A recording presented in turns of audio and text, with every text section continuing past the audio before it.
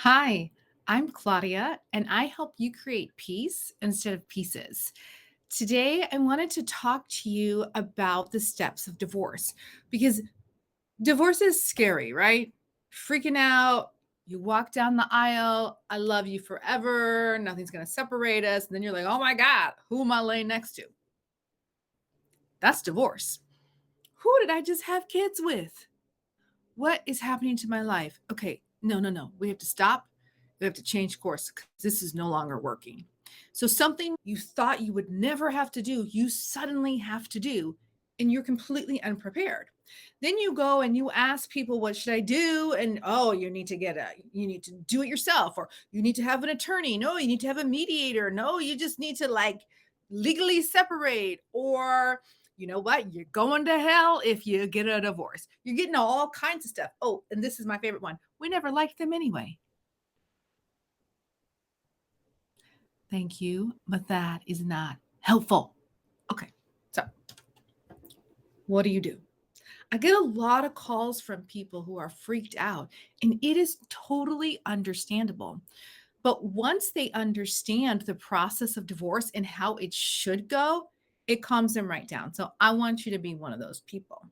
I want you to know what to expect so that in the unlikely event it happens to you, or well, actually, divorce is pretty likely. So let me say, in the unfortunate event that it happens to you, I don't want you to panic because fear can do two things. Fear can cause you to take a moment and really stop and evaluate your choices. So, in that regards, fear can be really, really helpful. But for most people facing divorce, fear causes them to panic and they react. And they hire an attorney who's got a reputation for being cruel and, take your spouse to the cleaners.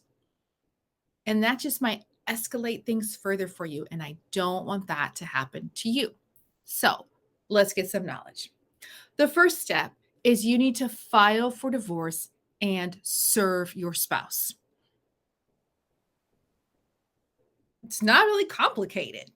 File and serve. There's a few ways you can go about service. You can decide to escalate the conflict and have them served at their place of business, which would be really nasty. Or you can have a friend serve them. You could serve them via mail. And really, when someone's being served by a process server, you don't have a lot of liberty to say, don't serve them here, don't serve them there. They're just going to catch them when they can catch them. But ideally, you are in communication with your spouse. They know that you're filing for divorce and they know they should expect something in the mail. And at this point, they can file a response. Or if you guys are deciding, no, we're going to work on this amicably and we don't want to pay double filing fee cost, because if you file a petition for divorce, you have to pay a fee. And if your spouse decides to file a response, they have to pay a fee as well. So as long as you're working together, you can still do the divorce with just one of you filing the petition and no response. You finish step one, they've been served. Great. Step one's done. Step two is you need to now complete your financial disclosures. So this is what I get all the time. But we already know everything. All the money's the same. So I'm going to say it again. You need to complete your financial disclosures because the state of California requires it. And please be aware that there are some counties that only require the petitioner to file the step two disclosures. For all the counties, if you file a response, you have to do your step two disclosures. And a majority of the counties require, whether you file a response or not, you need to do your step two disclosures. So just be prepared. If you did not file for divorce, your spouse did, do your disclosures anyway, because it's going to help you on the next step. So just expect to get them done. So this is what I like to tell people: start early. Start early. You can DM me and I can send you a link of the types of documents you need. You want to start early. You want to first pull all of your documents together and then work on it at a little bit at a time, because filling out your financial disclosures can be incredibly overwhelming. It just is, because it's not okay.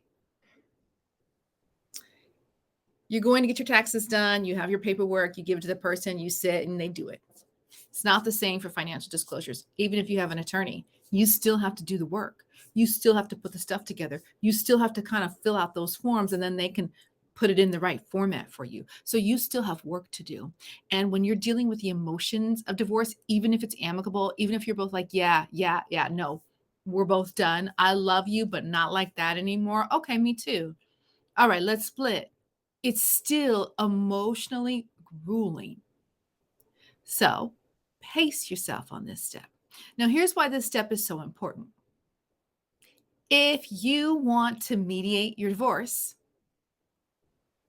you really can't get much done without having your money situation figured out.